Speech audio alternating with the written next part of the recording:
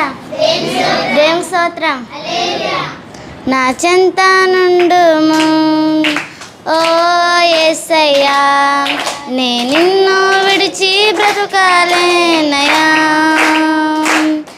నా చెంత నుండుము ఓ యేసయ్యా, నే నిన్ను విడిచి బ్రతుకాలేనయ్యా.